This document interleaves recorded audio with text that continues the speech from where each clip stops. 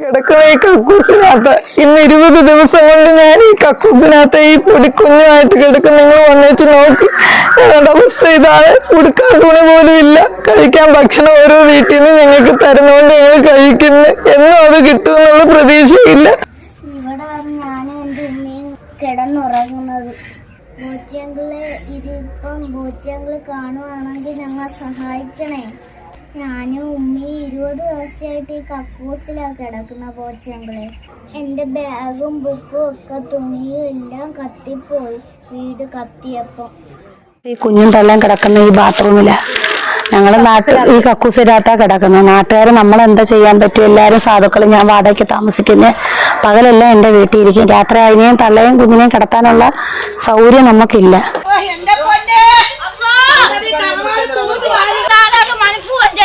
ബഹളം കേട്ട് ഓടി വന്നപ്പോഴത്തേക്ക് വീട് കത്തിക്കൊണ്ടിരിക്കുക. അങ്ങനെ ഞങ്ങൾ ഓടി വന്ന് നോക്കി പകുതി മുക്കാലും കത്തി എരിഞ്ഞ്. അതിനുശേഷം ഈ കുഞ്ഞും തള്ളയും കിടക്കുന്ന ഈ ബാത്റൂമില് കത്തിക്കെങ്കിലും അവൻ പറഞ്ഞായിരുന്നു ഞങ്ങളൊക്കെ കത്തിച്ച് കളയും ഇതിനകത്തിട്ടെന്ന് വെച്ചാൽ ചെയ്യുമെന്ന് ഞങ്ങൾ വിചാരിച്ചില്ലെങ്കിൽ.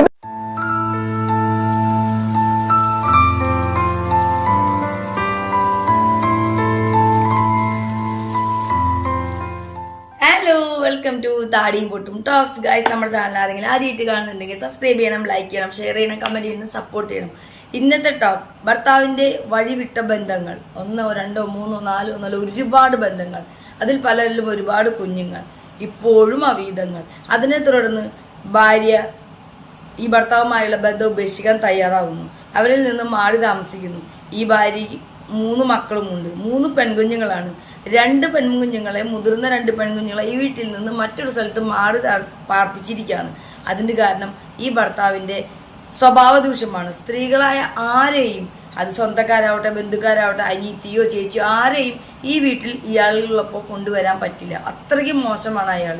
ഇപ്പോൾ ഒരു ചെറിയ മോളുടെ കൂടിയാണ് ഈ ഒരു ഭാര്യ അവരുടെ വീട്ടിൽ താമസിച്ചിരുന്നത്. ഇങ്ങനെ ഇയാളുമായുള്ള ഒരു ബന്ധം ഒഴിവാവാൻ വേണ്ടി ഡിവോഴ്സ് കേസ് കൊടുത്തതിൻ്റെ ദേഷ്യം തീർക്കാൻ ഇയാൾ ചെയ്തതാണ്. ഇവരില്ലാത്ത സമയം നോക്കി ഈ വീടിന് തീയിട്ടു. ഇനി ഇവര് ആ വീട്ടിലുണ്ടായി ഇവരെ കൊല്ലാനും കൂടി ഉദ്ദേശിച്ചിട്ടാണോ ഇട്ടേന്ന് നമുക്കറിയില്ല. എന്തായാലും വീട് മൊത്തം കത്തി നശിച്ചു. ഒരു വീട് എന്ന് പറയുമ്പോൾ ആ വീട്ടിലെ അത്രയും കാലം അവർ സുരുക്കൂട്ടി വെച്ച ചെറിയ ചെറിയ പാത്രങ്ങളും വസ്ത്രങ്ങളും ഉപയോഗിക്കുന്ന വസ്തുക്കളും മുതൽ ആ കുഞ്ഞുമോളുടെ ബുക്സുകളും പഠിക്കാനുള്ള കാര്യങ്ങളും എല്ലാം എല്ലാം എല്ലാം എല്ലാം എന്തെല്ലാം ഉണ്ടായിരുന്ന ഒരു വീടിനകത്ത് അതെല്ലാം കത്തി നശിച്ചു. ഇതെല്ലാം കത്തി നശിച്ചുകൊണ്ടിരിക്കുമ്പോൾ ഈ ഭർത്താവും വീട്ടുകാരും തൊട്ടടുത്ത് തന്നെയാണ്. അവരവിടെ ഇരുന്ന് സുഖമായിരുന്ന് ഭക്ഷണം കഴിക്കായിരുന്നുവെന്ന് ആളുകൾ, നാട്ടുകാർ ഇവരോട് പറഞ്ഞിരുന്നു. ഈ ഡിവോഴ്സ് ചോദിച്ചതിൻ്റെ ദേഷ്യം തീർക്കാൻ വേണ്ടി അയാൾ ചെയ്തതാണിത്. അയാൾ ഈ അമ്മയും കുഞ്ഞിനെയും കത്തിക്കുമെന്നും ഒക്കെ ഇവരെ കൊല്ലുമെന്നും എല്ലാം ഓൾറെഡി ഭീഷണിപ്പെടുത്തിയതായിരുന്നു പറയുന്നുണ്ട്. എന്ത് ദുഷ്ടനാണ്. വീടൊക്കെ കത്തി നശിച്ചു കഴിഞ്ഞപ്പോൾ പിന്നെ അവർക്ക് ആകെ അവിടെ തൊട്ടുള്ള ആ ഒരു കുഞ്ഞൊരു ടോയ്ലറ്റ്, അവിടെയാണ് അവർ ഇരിക്കുന്നതും കിടക്കുന്നതും. ഒരു പായിട്ട് കീറി പൊളിഞ്ഞൊരു പായും ഷീറ്റൊക്കെ ഇട്ട് ആ കുഞ്ഞു മോളെയും കൊണ്ട് ആ ഉമ്മ അവിടെയാണ് കിടക്കുന്നത്. സമീപത്തുള്ള ആളുകളെല്ലാം പാവപ്പെട്ടവരാണ്. അവർ വാടകയ്ക്കൊക്കെ താമസിക്കുന്ന ആളുകളാണ്. അവർക്ക് കയറ്റി കൊണ്ടുപോയി അവരെ കെടുത്താനുള്ള സൗകര്യങ്ങൾ അവർക്കും ഇല്ല. ഇവര് കുറേ ദിവസങ്ങളായിട്ട് ഇപ്പോൾ ആ ഒരു കക്കൂസിനകത്താണ് കിടക്കുന്നത്, ഇരിക്കുന്നതൊക്കെ. ഒന്ന് ആലോചിച്ച് നോക്കൂ, എന്ത് ദയനീയമായൊരവസ്ഥയാണ്. ഈ കുഞ്ഞിൻ്റെ ഉപ്പ, ഈ സ്ത്രീയുടെ ഭർത്താവ് എന്ന് പറയുന്ന ആള് മനഃപൂർവ്വം വീട് ഉണ്ടായിരുന്ന ഒരു വീട് കത്തി നശിപ്പിച്ച് കൊടുത്ത ഒരു ഭർത്താവും ഒരു അപ്പനും. എന്താ അല്ലേ? പോലീസിന് കേസ് കൊടുത്തു. ഫോറൻസിക്കാർ വന്ന ശേഷം അതിൻ്റെ കാര്യങ്ങളൊക്കെ അറിഞ്ഞതിന് ശേഷം ഒരു 3 മാസത്തിന് ശേഷമാണ് നമുക്ക് എന്തെങ്കിലുമൊക്കെ പറയാൻ പറ്റൂ എന്ന് പറഞ്ഞപ്പോൾ ഈ 3 മാസം വരെ ഇവർ ഈ കക്കൂസിനകത്ത് കിടക്കണു. ഇവരെന്ത് ചെയ്യണം? ഇവരുടെ അവസ്ഥ എന്താണ്? പോലീസുകാർ പറഞ്ഞ ഫോറൻസിക് റിപ്പോർട്ട് വന്നാലേ എന്താണെന്ന് അറിയാൻ പറ്റും. അതുകൊണ്ട് നിങ്ങൾ 3 മാസമാണെങ്കിൽ 3 മാസം വെയിറ്റ് ചെയ്യണം. ഈ 3 മാസം ഞങ്ങൾ ഈ ബാത്റൂമിനകത്ത് കിടക്കും. മക്കളെ പൊടി കുഞ്ഞുമായിട്ട് ഉടുക്കാൻ തുണിയില്ലാതെ നടക്കുവോ, ജീവിക്കണ്ടേ? ഭക്ഷണമുണ്ടോ, ആഹാരമുണ്ട്? ഞാനൊരു രോഗി കൂടിയാ, മരുന്നില്ല, മരുന്ന് വരെ തീർന്ന്. ഞാൻ തലയ്ക്ക് ഫിക്സിന്റെ പ്രശ്നം വന്ന് മരുന്ന് വാങ്ങിച്ച് കഴിച്ചുകൊണ്ടിരിക്കുന്ന പേഷ്യന്റ് കൂടിയാ. ഞാൻ ഈ കുഞ്ഞു മക്കളെ എങ്ങനെ നോക്കണമെന്ന് എനിക്കറിയത്തില്ല. 3 കൊച്ചു മക്കളുള്ളത്, ആരുമില്ല ആശ്രയത്തിന്. 2 പേരെ ഭർത്താവിന്റെ സ്വഭാവ ദൂഷ്യം കാരണം ഞാൻ മാറ്റി നിർത്തിയാ പഠിപ്പിക്കുന്നത്, എന്റെ കൂടെ നിർത്തിയല്ല പഠിപ്പിക്കുന്നത്. എനിക്കില്ല, കുഞ്ഞുങ്ങൾ സ്കൂളിൽ പോകാൻ സമയമായി, എന്റെ മക്കൾ സ്കൂളിൽ പോകാൻ പറ്റുന്ന ഒരവസ്ഥയിലല്ല ഇന്ന് ഈ കിടക്കുന്ന ഞാനിവിടെ ഇല്ലായിരുന്നു. ഈ സംഭവം നടക്കുന്ന 9-ാം തീയതി രാത്രി 8 മണിക്ക് എനിക്ക് ഫോൺ വരുന്നത്, പാത്തു നിന്റെ വീട് കത്തിയെന്നും പറഞ്ഞിട്ട്. സത്യം പറഞ്ഞാൽ ഇത് മൊത്തം കത്തി നാശമായെന്ന് കേട്ടപ്പോ ഭൂമി വളർന്ന് താഴോട്ട് പോയാൽ മതിയെന്ന് തോന്നിയ അവസ്ഥയെ. കാരണം ഞാൻ അത്ര നെഞ്ചുരുകി പലരുടെ മുമ്പിൽ കൈനീട്ടി ഞാൻ ഉണ്ടാക്കിയ മുതലായി ഇത് ചെയ്തിട്ടേക്കുന്ന. ഇതെനിക്ക് 100% ഉറപ്പാണ്. ചെയ്തത് ഞാൻ കല്യാണം കണ്ടു കഴിയാൻ വേണ്ടി 3 വർഷമായിട്ട് ഞങ്ങൾക്ക് ചെലവിനും ഇല്ല, ഞങ്ങളുടെ കൂടെയല്ല ജീവിക്കുന്നത്.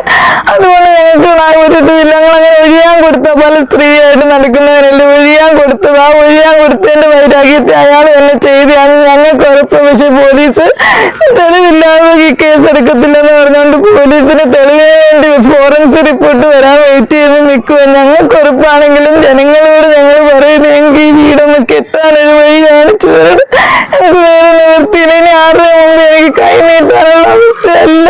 ഞാൻ രോഗി കൂടി, എന്നെ കൊണ്ട് പറ്റത്തില്ല. ഇനി ഇത് കൂട്ടിയാ കൂടില്ല.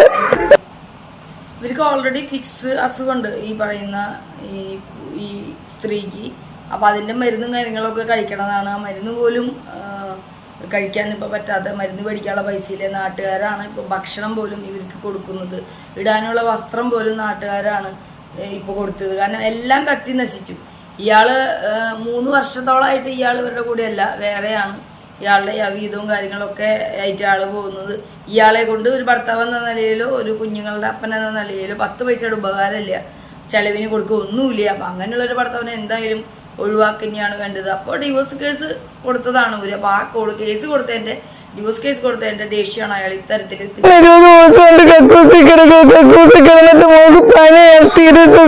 ഉടുതുണി എല്ലാം കത്തിക്കരിഞ്ഞു പോയി. ഉടുതുണി മേടിക്കാൻ പോലും ഒരു നിവൃത്തിയിൽ എൻ്റെ നൈറ്റ് ഇട്ടിരിക്കുന്നത്. അതുകൊണ്ട് ഉടുതുണി മേടിക്കാനോ അല്ല കുഞ്ഞിനൊരു ബാഗ് മേടിക്കാനോ ഒന്നുമുള്ള നിവൃത്തി ഇപ്പം അതിനില്ല. നിങ്ങൾ വീഡിയോ കാണുന്നവരെ എന്തെങ്കിലും സഹായം ചെയ്ത് പടച്ചോൻ്റെ ഇതിൽ നിന്നൊരു കൂലി.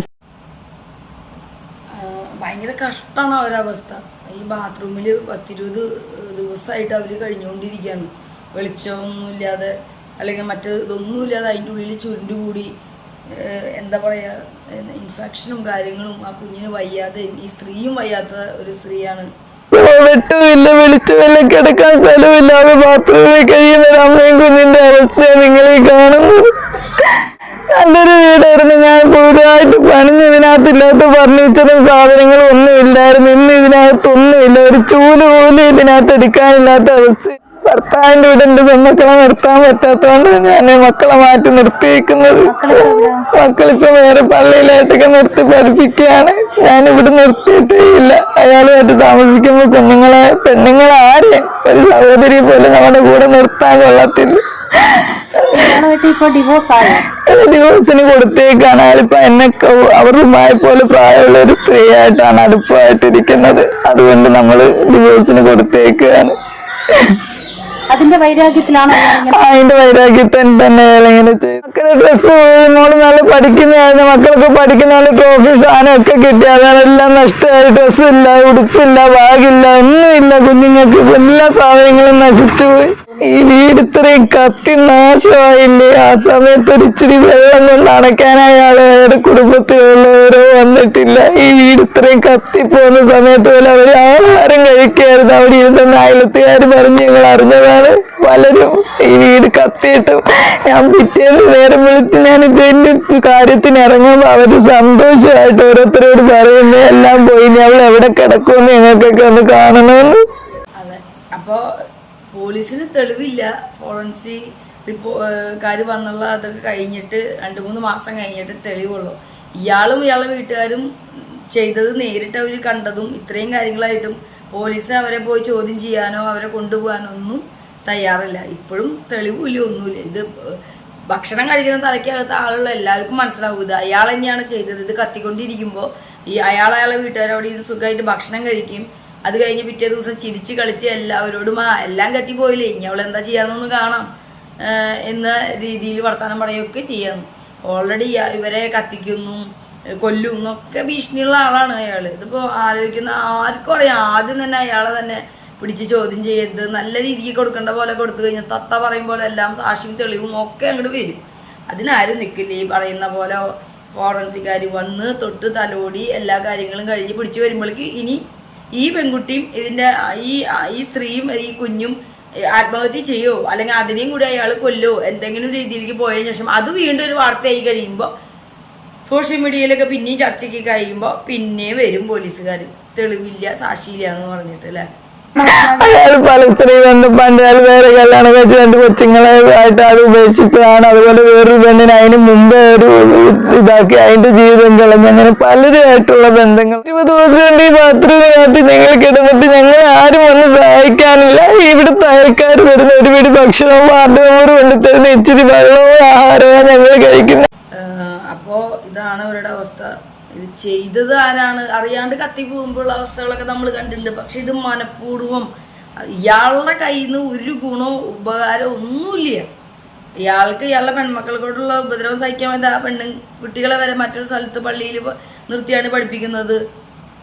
ഈ സ്ത്രീ സുഖമില്ലാത്ത സ്ത്രീയാണ്, വിക്സുള്ള സ്ത്രീയാണ്. ഇത്രയും കാലമായിട്ട് കൂടുകൂട്ടി ഈ പക്ഷികൾ കൂടുകൂട്ടുമ്പോൾ ഓരോന്ന് സ്വരൂപിച്ച ആ കുട്ടികൾക്ക് പഠിക്കാനുള്ള ബുക്സും ബാഗും ഡ്രസ്സുകളും ഒരു വീട്ടിലുണ്ടാവുന്ന എല്ലാ സാധനവും എല്ലാം കത്തിച്ചാമ്പലാക്കി ഇവരെ ജീവിക്കാൻ പറ്റാത്തൊരവസ്ഥയിലേക്ക് എത്തിച്ച് ഇനി വേണമെങ്കിൽ ഇവർ ആത്മഹത്യ ചെയ്യണമെങ്കിൽ ചെയ്യട്ടെ എന്നും കരുതി ഇയാൾ മനഃപൂർവ്വം ചെയ്തതാണ് എന്നതിന് ഇനിയും തെളിവില്ല, സാക്ഷിയില്ല എന്നൊക്കെ പറഞ്ഞ് നിൽക്കുന്നത് വളരെ കഷ്ടമാണ്. അതുപോലെ ഈ പറയണ 3 മാസം ഫോറൻസിക്കാർ വന്ന് തെളിവെടുപ്പ് നടത്താനും അല്ലെങ്കിൽ അതിൻ്റെ റിസൾട്ട് വരാനും അതിന് ശേഷമൊക്കെ എന്തെങ്കിലും ചെയ്യാൻ നിൽക്കുമ്പോഴേക്കും ഇവരുടെ അവസ്ഥ എന്താവും?